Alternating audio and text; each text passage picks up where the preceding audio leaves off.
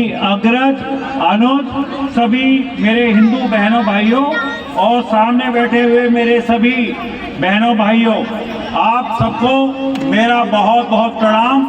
मेरा बहुत बहुत ये इस आयोजन में आप पधारे हैं, आप सबका स्वागत। अपना जो ये हिंदू सम्मेलन आज हो रहा है, इसके पीछे राष्ट्रीय स्वयंसेवक संघ जो 1925 में शुरू हुआ और 100 वर्ष उसको पूर्ण हो गए, उसकी बहुत बड़ी आगे की सोच है कि अगले कई शताब्दियों तक कैसे हमारा हिंदू संगठित रहे, कैसे पिछले 1000 साल हमने जो गुलामी की दास्तां सही थी वो दोबारा हमें ना देखनी पड़े।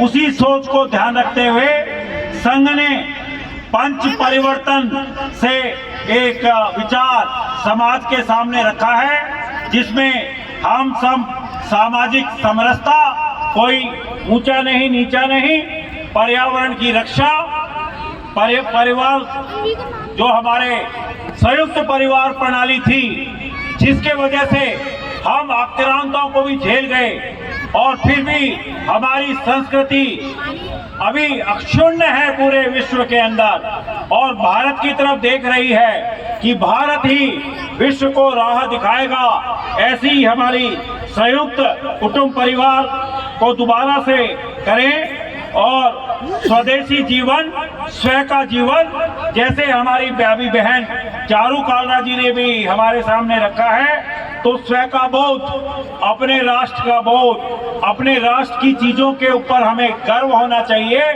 ये भी उसके अंदर है। और नागरिक कर्तव्य, हमारे क्या कर्तव्य हैं, इनको भी हमें ध्यान में रखते हुए आगे बढ़ना है।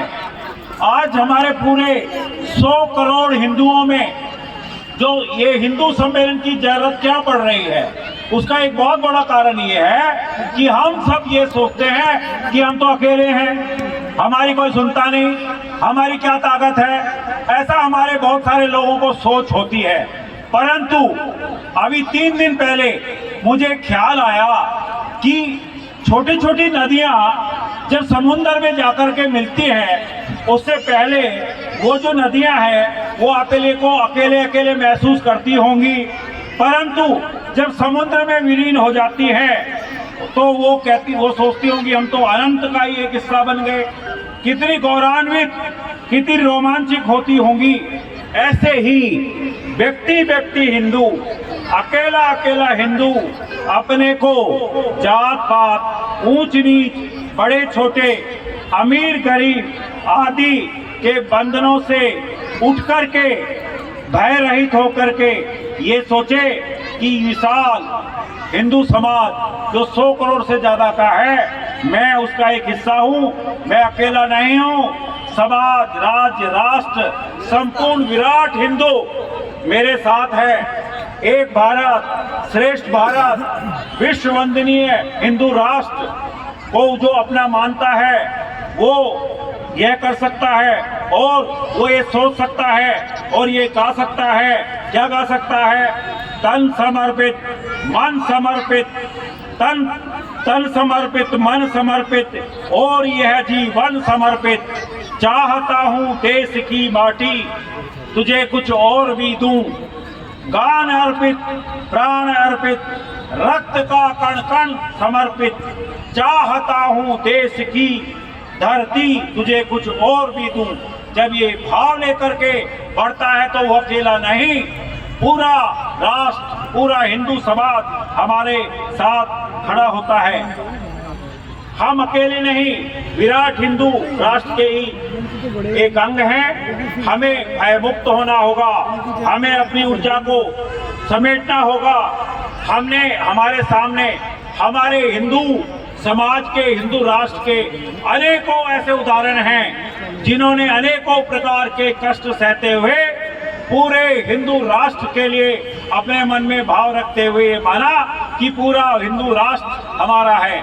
वीर सावरकर की गाथा हमारे सामने है, छत्रपति शिवाजी की गाथा हमारे सामने है। परम पूज्य माधवराव सदाशिवराव हेडगेवार जी ने ये सोचा ही नहीं होगा कि इतना बड़ा विशाल 100 साल के बाद वट वृक्ष संघ बन जाएगा। 5 बालकों को लेकर का जो यात्रा शुरू हुई थी, वो भी अगर सोच लेते कि मैं अकेला हूं, मैं क्या कर सकता हूं, तो कुछ नहीं होता। आज पूरे विश्व में हिंदू समाज की, हिंदू राष्ट्र की गाथा, गौरव गाथा सबके सामने है। ऐसे ही बालक नरेंद्र से विवेकानंद बने, जिन्होंने पूरे विश्व में हिंदू राष्ट्र की पताका को अमेरिका के शिकागो में जाकर के लहराया।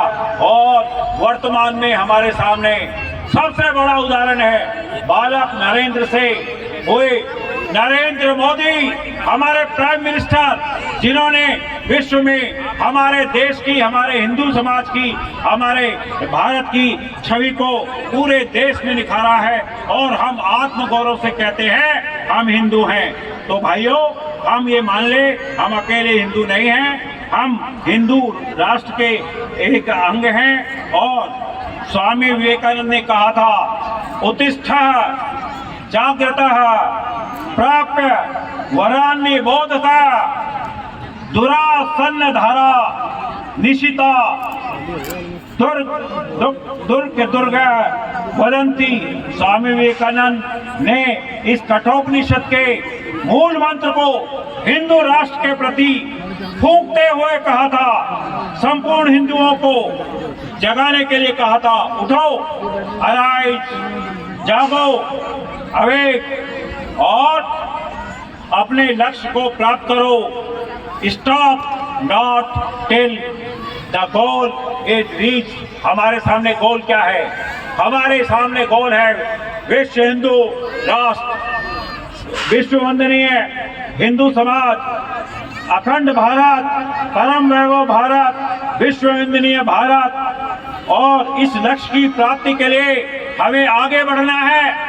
चरे वेती चलते रहो, राष्ट्र के कार्य करते रहो, निरंतर आगे बढ़ते रहो, सतत बढ़ते रहो, निर्भीक होकर के बढ़ते रहो। और हम अपने लक्ष्य को 2047 से पहले ही अवश्य प्राप्त कर लेंगे और इस सिद्धि को वर्ण करेंगे। भारत माता की जय, भारत माता की जय, भारत माता की जय। आर्यन जी आओ।